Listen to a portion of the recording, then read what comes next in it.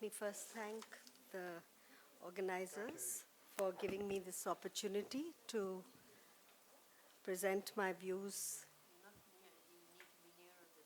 Even nearer, okay. Yeah, so, well, there's been much said about empowering teachers, and especially as we engage with the aspects of a transition from school to higher education. I'd just like to say a few things which would help us locate in some kind of perspective the idea of teachers and empowering teachers. I mean, these words have become so commonplace that perhaps they have also started losing their real meaning. Because right now, what means by empowerment seems to be something else. What is happening around us in terms of a political, social climate? You can actually see brutal power manifest all around us. And could we call this empowerment? Could we call this, Hindi में बोलते हैं ना, एक सत्ता का सदुपयोग करना. So I'm just wondering, I mean, we do need to reflect deeper into what really the issue of empowerment really means in the context of school education and teachers. So let me begin by sharing with you the lament that academics have for a long time engaged with issues of who is a good teacher, who is an effective teacher, is teaching an art or is teaching a science? I mean, questions like this have been engaged with by researchers all across the globe. And I'm not sure whether we have any clear answers. People have even said that teachers are born. Teachers can't be created. They can't be cultivated. I think it's important for us to understand that questions like this actually don't get us anywhere. Because I may have a great feeling today when I walk into class and I've had a session with my students, whether in an institute of higher education or in school. And I can come out feeling that I had a good class, that I actually was able to communicate, create dialogue, construct meaning, all of that. But tomorrow I may have a very different experience. So there are no formulas.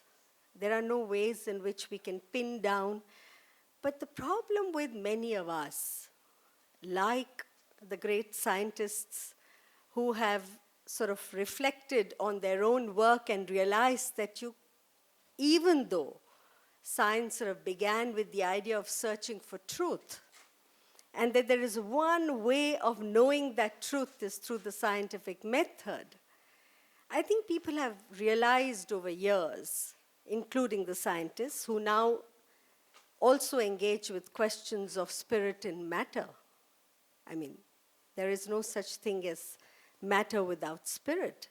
And there are people who grab such insights to suit their hunger to actually create a dominating view of what that spirit means. So distinctions between spirituality and organized religion have become important for us to engage with. For a long time, we've put these things under the carpet, and I think we have now arrived at a time when we do need to look at these things. But the obsession with the idea that began with the scientific method, which is to predict, to control, that obsession continues. And nowhere can we see it more dominant than in our schools. One correct answer: control everybody through the uniform, control everybody in government schools. I mean, I call them little prisons in which children sit, because the table and the chairs are joined together so that children don't move. So there's an obsession with the idea of uniformization, with the idea of control, with the idea that we must be able to predict everything. And I think it's almost reached, in fact, it has reached proportions of pathology. So much so that we are unable to accept, different ways of looking at things. I mean, it's strange that a country like India has to actually say it loud and clear that, look, we are diverse. I mean, have we known anything other? Have we known anything other than plurality? I don't think being born into India is anything other than plurality.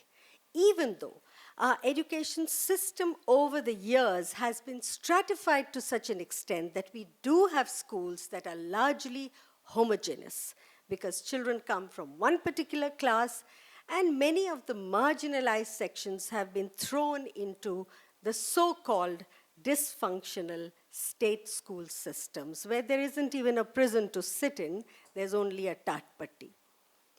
So the question before us is, how do we look at the teacher in this diverse system?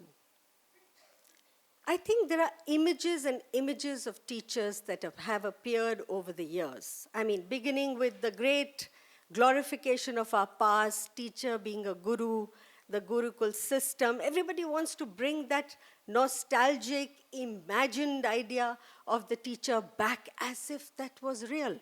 But that wasn't real. That was also a construction. What was real was very interesting. Because why was that a construction? Because let us not forget that in the past, India has had a Gurukul system where a teacher-student relationship has been of very interesting dimensions, very personalized, but we've only always educated those who we think can be educated.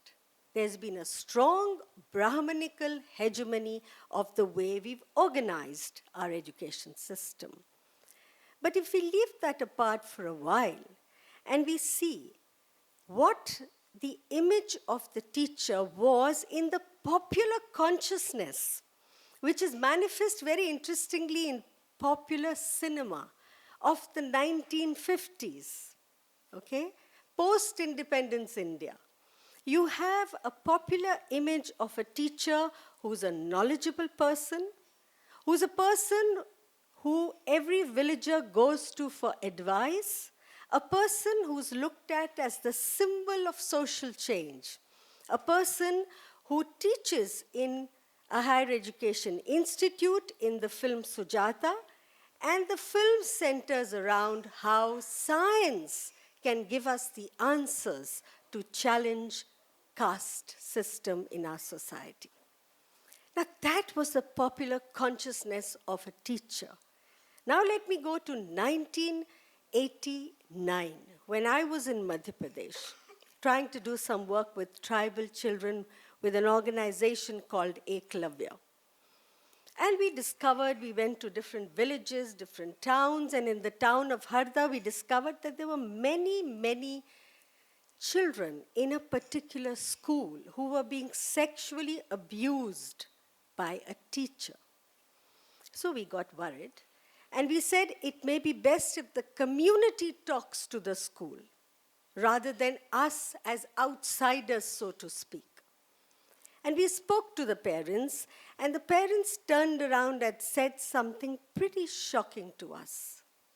They said, "आपको शर्म नहीं आती, आप master जी के बारे में ऐसा कहते हैं." That was the status of the guru. That was the status of the teacher. Actually a revered person, a person who was close to God, a person who was expected to behave like God, a person who was expected to be flawless, impeccable, a person who would never do anything wrong, a person of integrity. Are we lamenting that today? Or should we really think hard and ask ourselves, whether such teachers ever existed. That actually teachers are also part of the larger society. That teachers can go wrong. That teachers can be prejudiced. That teachers can actually openly say, these children are chamars, they cannot study. इनके खून में पढ़ना नहीं है, ये कचरा है. So let's be real. What is this real world? I think India has a peculiar habit of making something very, something really sacred out of everything.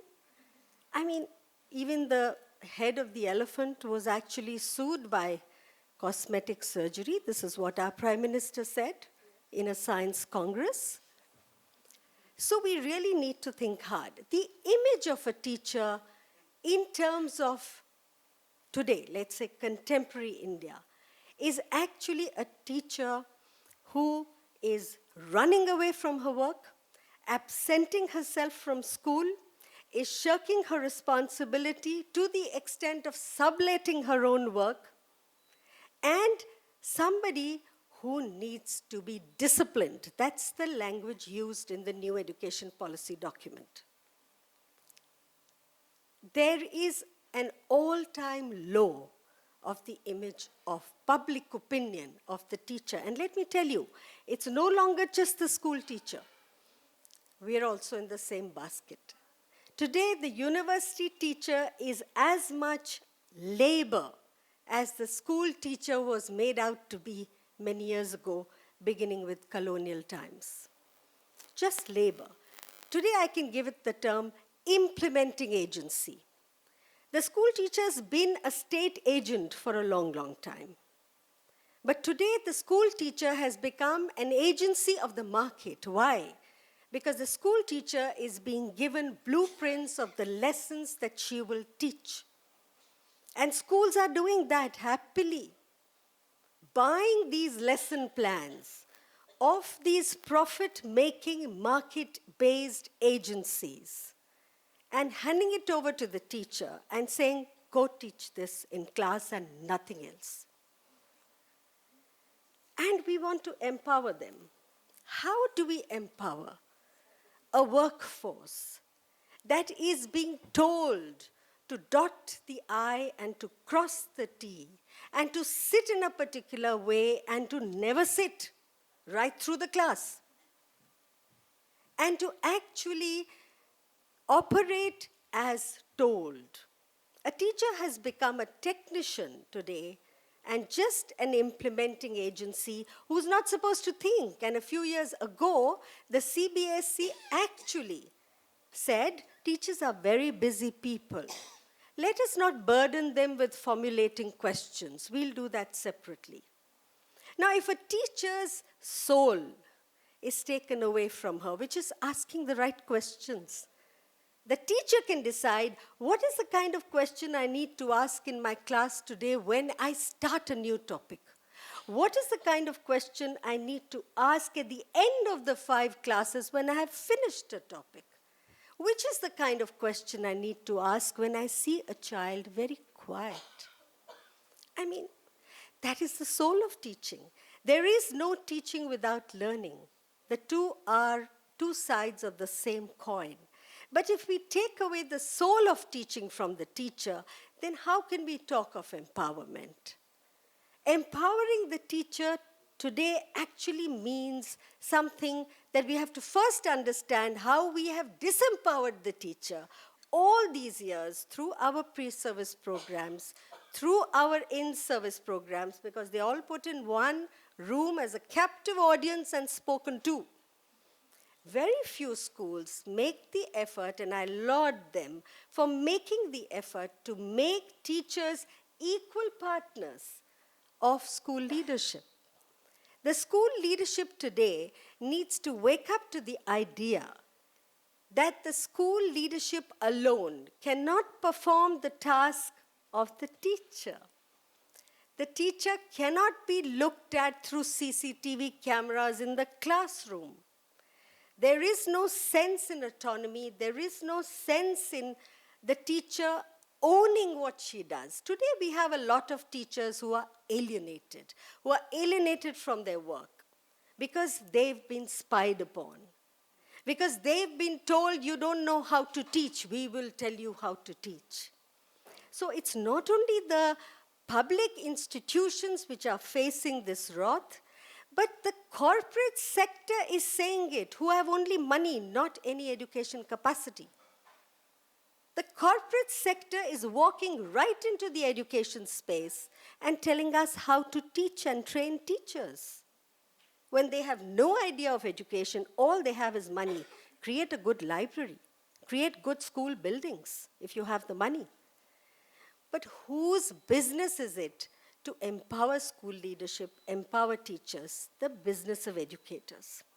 And I personally think there isn't very much time, but current challenge that we have today is the challenge of actually turning around the whole question, the whole narrative in which we have looked at teachers. We have to create a new narrative. And that new narrative would mean start looking at things where we need to look at how to preserve, in a sense, a social harmony, how to preserve the role of education in creating and sustaining a society that is socially harmonious, socially just, a society that gives people an opportunity. I think we will need to bring those kind of narratives into the preparation and into the development of teachers. But we can do that only when teachers are in a position to decide things for themselves. They're in a position to engage with questions. They're in a position to make professional engagements in a school culture when we talk of. I think one of the key aspects of school culture is give teachers the opportunity to talk to each other, to engage on issues of curriculum. What do I really do with a class like this where I tried this, it worked, it didn't work? How do I tap a new resource? How do I decide which is a good text material to use? How do I tackle a very obvious prejudice that my children talk about in class? How do I do that? No, my business is only to teach maths. I'm not going to touch prejudices. Now, that's a teacher who is probably insecure, ill-prepared, ill-equipped, and we have to bring her to the fore where she starts feeling that she has confidence and she can develop as a person. Not a god, but a human being, an ordinary human being, but who is given the discretion to engage with the difficult questions of education and society. Because let's not forget, every space of education, whether I do teacher training or whether I do a primary school education or higher education, every space of learning is a little microcosm of society. We will have to engage with questions of society. We cannot leave that as something irrelevant to the preparation of a teacher because we want to prepare her to teach history only. But history is, as Dewey called it, social study. It isn't about dead people. It's about how people ordinarily lived in the year 1857 or prior to that. So let me conclude, since we don't have enough time, by just saying that empowerment comes from engagement, and engagement comes from providing space for dialogue. So let's reclaim the space for teachers, because right now teachers have been thrown off the radar screen, they've been thrown off the roads.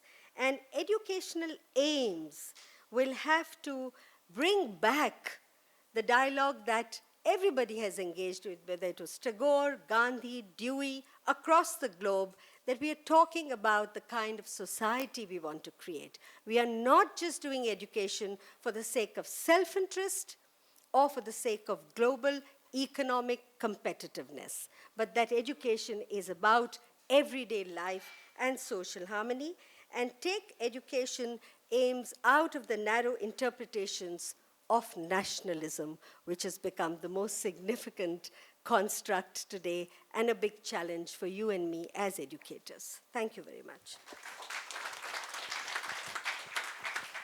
Thank you, Professor Batra. Now we have Ms. Amita Anvatul with us.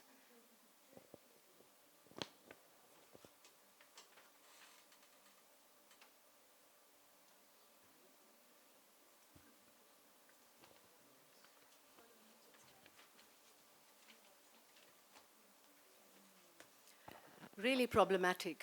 Huh? Can I get 2 minutes, please? Just 2 minutes. I don't want 15. 2 minutes, because I see this great hunger, and the hunger is not for education, it's for food. What do you say when Poonam has given such a fantastic discourse? What do you say when you have people like Sister Cyril sitting on the dais?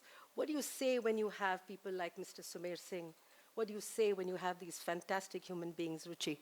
What do you say? And when you have such a distinguished audience? I think this is where the two registers of life, action and thought, meet. Thank you so much, Moshbe, for calling me, and to the professor. मेरे देश का बचपन कुछ लापता है, थोड़ा मुझको थोड़ा तुमको पता है, आओ इसको मिलकर ढूंढे जरा, ये मिल जाएगा ये मुझको पता है, मेरे देश का बचपन कुछ लापता है. Hi Apurva, I just saw you at the back. ये हमारे पेरेंट हैं, बताएंगे exactly हम क्या करते हैं इनके स्कूल में. You know, I was in a conference in Doha, the WISE, the World International Summit for Education. And there I saw this thing on the thing, which said, students of today attending schools of yesterday, taught by teachers from the past, preparing them for the future.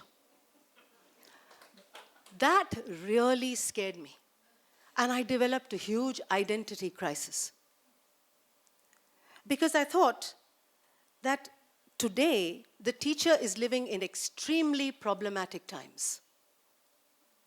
Extremely problematic. And in fact, they're moving like the lost tribes of Israel, helter-skelter in the deserts. And they've been called by multiple names. They've been called learners, observers, guides on the side, sage on the stage. I mean, the word teacher is out, please. You are passé. You're not supposed to say that awful word, teacher. We're all learners. Please remember that. Having said that, I think everybody has developed schizophrenia, at least teachers, because they really don't know what to do and what are they supposed to be doing. And the worst thing is that to contend with the crisis, we are living in very disruptive times. We're living in times of huge global displacement. We're living in times of huge refugee crisis. We're living in times where there are climatic changes. We're living in times of huge conflict. And we're living in times of post-truth, where people believe that what they believe and what they imagine is supposed to be truth. And they cherry-pick data, and they said, this is the truth. And today, you cannot say that I've lied or you have lied. You're supposed to be ethically challenged if you are a liar. So we have to open another center for people who are ethically challenged. As of now, it was for special needs and children with disabilities, but now it's another center. And in this context, teachers are supposed to be teachers, sorry, beg your pardon, learners are supposed to be learners. So much for empowerment. I just want to read to you the application I receive as a principal of a school for admissions. You know, in Delhi, people will change their wives, their lives, their religion, but they won't change their schools once they get in. You know the situation. I don't want to get into it. Well, I want to read to you an application, and I promise you I'm not ethically challenged, right? So I'm telling you how it sounds, and these are how application sounds for admissions in classes, especially in the primary school. So please listen carefully. This is an application for a 36-month-old child, and it says, my child is a collaborative thinker, an intellectual, amazing at, don't laugh. I'm going to email it to you guys. You're thinking I'm ethically challenged. amazing at co-scholastic activities, warm, caring, loving, friendly entity, and will be of great benefit if you admit the child in your school. Now, the child is 36 months old. I gather the first 6 months were spent on breastfeeding. The 24 months after that, the child has been able to transform itself into a blend of Mother Teresa and Einstein. Now, this is a very problematic situation. And more so you can imagine the kind of expectations that the parent community has from the teachers of the school. Because as Poonam rightly said, and as my friend Ruchi rightly said, the school is not brick and mortar, it's the people who are inside it. And so this is the kind of expectations we have today. So we're supposed to empower this whole situation, and so much for the guru who dispels the darkness. Dronacharya will be in a mess with the NCPCR over the thumb situation. I don't want to get into it, because I know people record and put it up on YouTube, and I don't want to pathrav outside school, guys. Oh, okay. Now, no training college, I'm sorry, Poonam, but nobody in BEd or elementary education or anywhere prepares teachers for all this. You see? It was a bit draconian, the setup. In fact, they just about, when you ask them that, do you read? And they say, yes, and what are you reading? I'm reading David Copperfield. I said, grow up, guys. You read David Copperfield in class 6. So the point is that nobody really prepares you for all this in a BEd college. And of course, in every workshop that I have attended, or my poor teachers attend, country over, world over, we are again and again told that the first profession that is at great threat is teaching. You're going. You're out. You are absolute digital refugees. Find some place. Where do we go? To Mars? Because digitalization has followed us mercilessly all over the place. So the point I'm making is, within that context of the low self-esteem that a teacher has developed, unfortunately for herself, what do? I'm just a teacher. Well, you're lucky in the university, they don't say I'm just, it's profound, it's intellectual and so on. But, I'm so sorry about this. But in a school, I'm just the teacher. Why? For God's sake, you are the one who's setting up the foundations of that child. And nobody remembers university lecturers, I'm so sorry. They remember their teachers. Nobody says, whenever I've done a workshop with corporates or with others, and I've said, who do you think has made the most profound effect in your lives? They turn around and say, they don't say the butcher who gave me a good piece of meat, or my dentist who pulled out I'm sorry if they're dentists here, the dentist who pulled out my tooth, or my lawyer who got me a divorce. They immediately say either the parent or the teacher. The parent or the teacher. Now, in that scenario, we have completely diminished the role of this. So, I keep thinking, how do we cope with these global competencies, and how do we cope with empowerment, and what is empowerment? And ultimately, education is supposed to be a process of self-articulation. But the more global we become, the more insecure we become. We have so many insecurities, and at the same time, we have interdependence. The rich is afraid of the poor, the majority of the minority, and vice versa, and the weak of the strong. And within this, the teaching has to take place in the classroom, which is India. So I think if we empower our teachers, all we have to say is create classrooms which call for partnerships, which call to move from alienation to collaboration, which call for schools that move from self-centered existence to coexistence. Because we are also told that content will happen with or without you. Forget about it.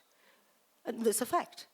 We're also told, just the day before yesterday, when I was sitting and doing the promotion discussion, a parent walked in to one of my teachers and said, look, my child got these marks, and somebody talked about a trust deficit. It's huge. Can I just get my tuition teacher along to check the paper? No, that's a fact. That's happening in schools. Said, please go ahead. Go ahead. And of course, because the tuition teacher says nothing is happening in the schools, I'm the guy, give me 30,000, 40,000, and you go ahead. So you're paying the school fees and you're paying the tuitions. So it's sort of messy because of a trust deficit. So can we create a common humanity in classrooms? We need to bring back that huge trust that Sister Cyril spoke about, the trust that existed in a certain sense. And I would say that essentially teachers have to be the last bastion of values, because the syntax that is spoken in society and the syntax that is spoken in school is completely in conflict, you know. And essentially, I always tell my teachers that when you are standing there and teaching, just remember the 3-year-old, 4-year-old, 5-year-old will be finding a job in 2047. I don't even know what's going to happen when I leave this room. 2047, you're teaching blind. You're teaching subjects which will not exist. I know in my lifetime, histories have changed. From the crashing of the Berlin Wall to Czechoslovakia becoming the Czech Republic, geographies have changed. Yeah? Theories have changed. In 2047, let me tell you, friends, livelihoods will change, apparel will change, food will change. Yeah?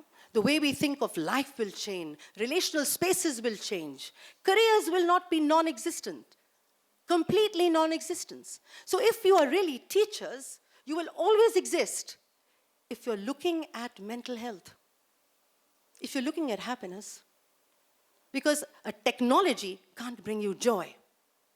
Technology cannot listen to you. Yeah? You have to go beyond the WhatsApp and see what's in.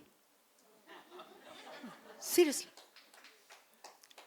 So I think what we have to look at is that our children are going to change a minimum of 7 careers in a lifetime. Right? We grew up as teachers. I remember my first job, by the way, I'm 40 years in education, not 25. I haven't done Botox yet. Right. So the thing is that in 1973, I was pushed off to Eastern UP in Gorakhpur, heavy Thakur area. We didn't even drink from the same wells. And I was I was a teacher there. Now, naturally, I wasn't trained. And so I was given the job of being a beta teacher. The principal said, you are a beta teacher. So I said, what is a beta teacher, sir? I was very young. The teacher will teach, beta teacher will beat. So I said, what does that mean? He said, 110 बच्चे हैं, वो teacher कैसे पढ़ाएगी जब तक आप तड़ी न मारेंगे? So I was given this long soti, and I was told, just lean out and go, tuck, if somebody's not listening. You know, and there would be a terrible sound that would come from the oh, you know, people were sort of, actually, those little kids. After 5 days, I said, maaf kariye, main beater teacher nahi ban sakti. But, I mean, let's be very frank. Today also, there's corporal punishment. You can't get away from it. And I'm talking about over 40, 44 years ago. So the point I'm trying to make essentially is that things have changed considerably.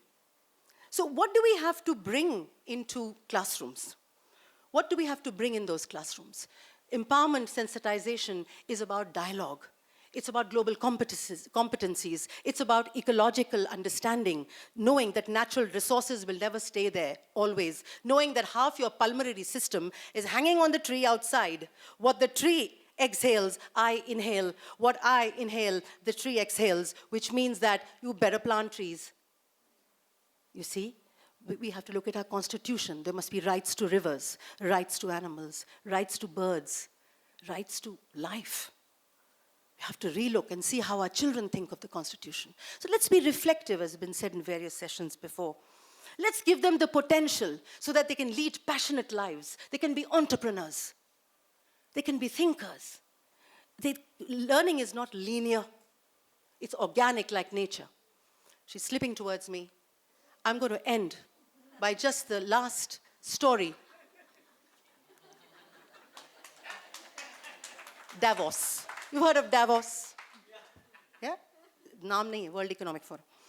Acha, udhar, Simon Perez was sitting over there, and he Nobel Prize, Simon Perez, and he was telling a story in the World Economic Forum. And the story he told was that there was once a rabbi, and the rabbi called all his students together. Because in the early days, it was the Maulvis, the Pandits, the rabbis, the priests who had education in their hands.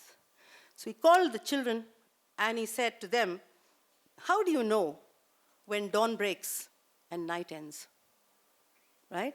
So one child said, oh great one, when we can see the difference between, because remember, these were all shepherd communities, pastoral, when we can see the difference between a wolf and a dog, he said no. Another child said, sire, when we can see the difference between a fig tree and an olive tree, and he said no. He said, only when somebody comes towards you and you think he is your brother, but he's actually a stranger. Diversity. Giving the same respect to people. Vasudhaiva Kutumbakam. Believing in the importance of the world as a family and understanding the diversity of life and believing that we cannot demonize people. We cannot demonize each other over food, over clothes, over religion. I think the teachers are empowered enough if they bring these kind of values of collaboration, cooperation, diversity, gender justice, preemptive justice, and if schools operate like laboratories of what I have just mentioned, instead of only academia. Thank you so much.